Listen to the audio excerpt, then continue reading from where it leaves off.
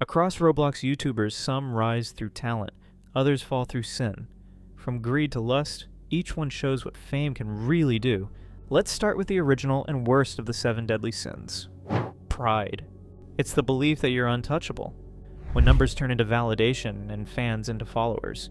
When someone believes their audience will stand by them no matter what they say, accountability disappears.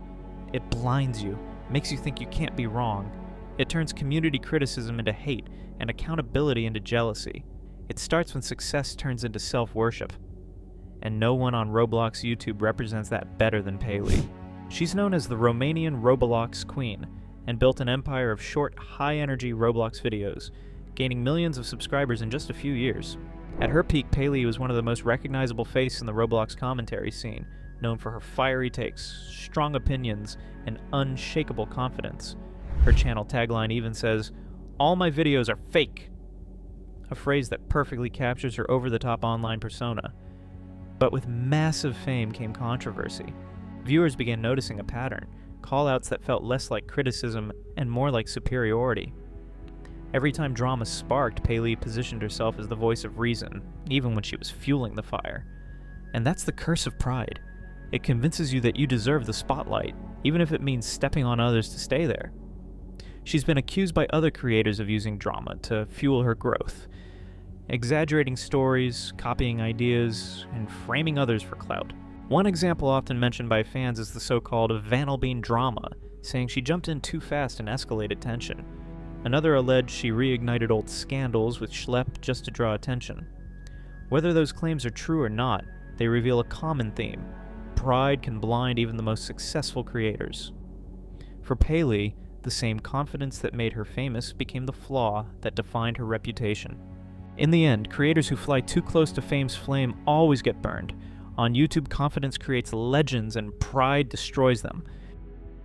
Before we continue with the next sin, I just want to say thank you. We hit over 100 subscribers already. If you're new here and enjoying the video, hit subscribe, and let's keep exploring the dark side of Roblox together.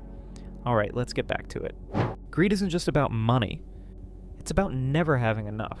Views, clicks, merch sales. When success becomes addiction, creativity dies. And the channel that most clearly represents that endless hunger for growth is Lankybox. Justin and Adam, the creators behind the channel, started in 2016 like any other small creators with genuine creativity, 2 friends making comedy sketches and Roblox parodies. Their early parodies and skits had no personality, heart, and the kind of chaotic humor fans adored. Kids quoted their jokes, parents actually watched along. But as fame grew, so did the uploads. 5, 6, sometimes 7 videos a day, each one louder, faster, more exaggerated than the last, built to feed an algorithm that never sleeps. Soon their videos turned into pure stimulation, jump cuts every second, bright colors, constant screaming. For kids, it's addictive. Every thumbnail screamed new merch. Every outro ended with, "Go buy our plushies." And it worked. Plushies sold out, mobile games launched, even Lankybox Kitchen started delivering food under their name. They became the most viewed Roblox creators in the world, but also the most criticized.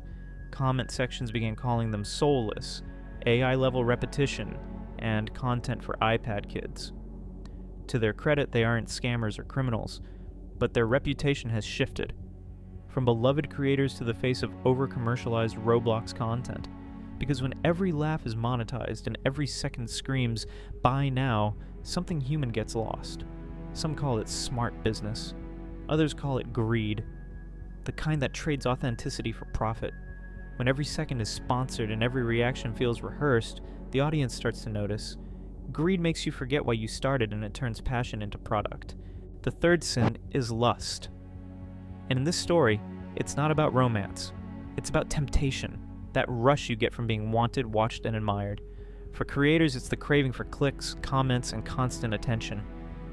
The Roblox YouTuber that represents that temptation most is VuxVux.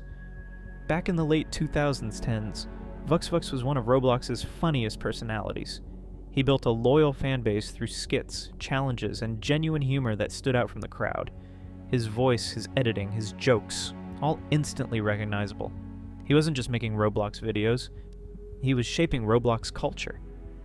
But as the platform grew and competition exploded, the tone of his content began to shift, from creative storytelling to something far more suggestive.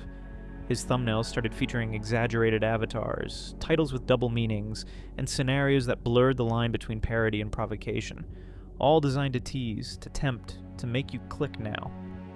Fans who once saw him as a comedian began calling him the clickbait king. Others said he was selling fantasy instead of fun. Some called it clever marketing, others called it manipulation. His thumbnails drew eyes. His views stayed high. But with that attention came criticism, from parents, other creators, and the community itself. Some accused him of misleading titles or using mature themes for shock value. To his defenders, VuxVux was simply adapting to what YouTube rewarded. But lust changes priorities. And over time, the personality that once felt spontaneous began to feel rehearsed, driven more by attention than creativity. Next up is Gluttony, the trap of never knowing when to stop, even when you've already had enough. For a time, Kelogish was unstoppable.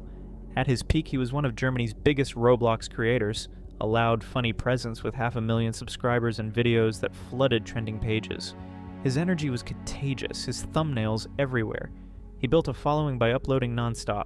Challenges, skits, reaction videos, anything that could feed the algorithm. But Gluttony rewards success, not balance. The more he uploaded, the less it felt like fun, and the more it looked like obsession. The joke wasn't the game anymore, it was himself. Then came the fall.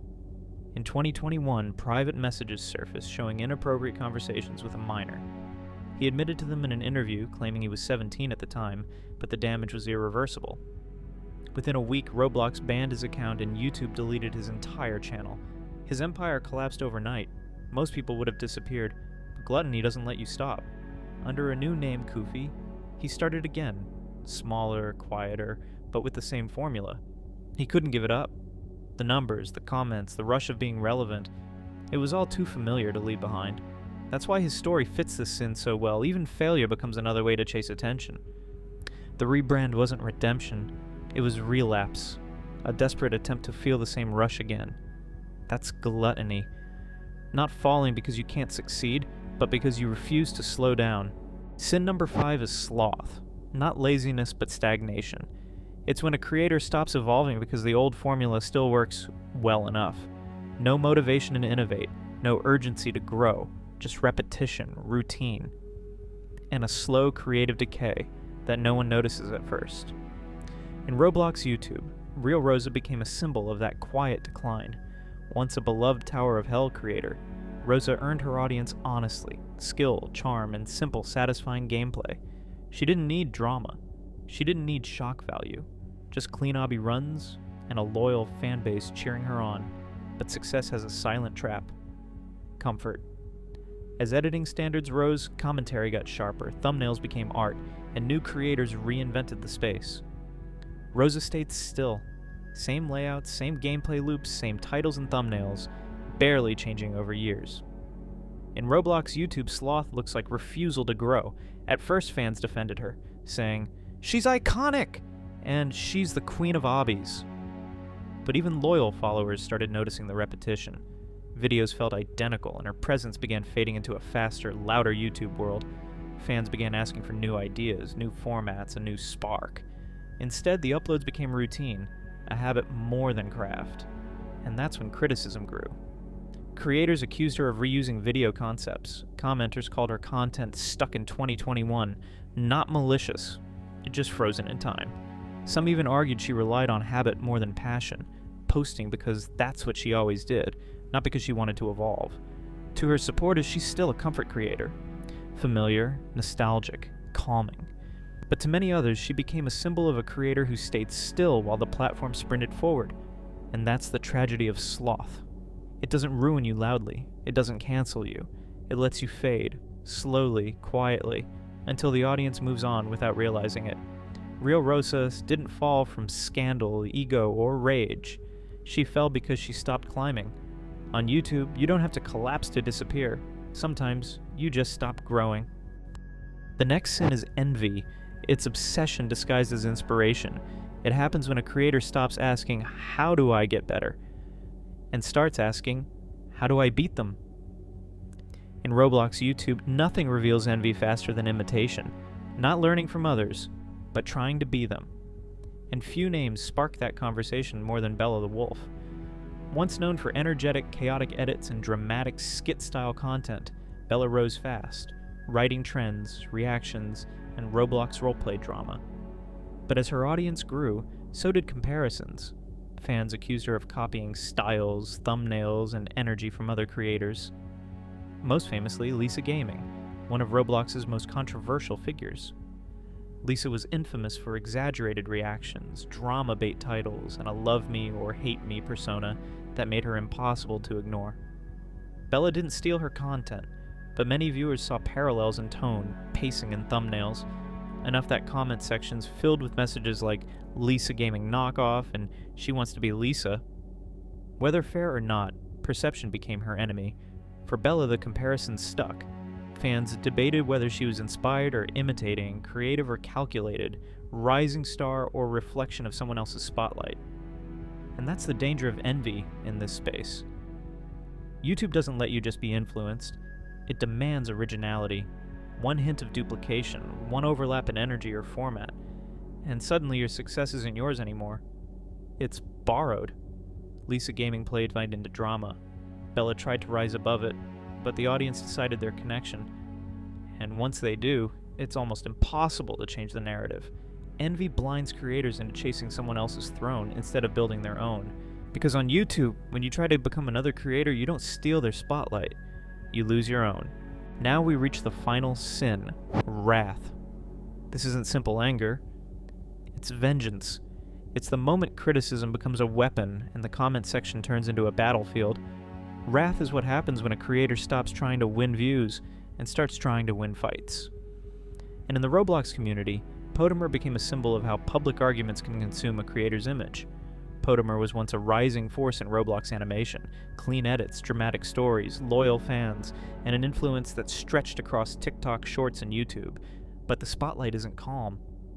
It provokes, pressures, and magnifies everything. Soon the praise turned into conflict. Rumors, response videos, exposed messages, accusations from creators and ex-friends. Instead of stepping back, Potemer stepped forward, clapped back, posted responses, pushed arguments further when silence would have ended them, because wrath isn't losing control. It's choosing not to let go. And when you're fueled by anger, you don't defend your career. You burn it with you.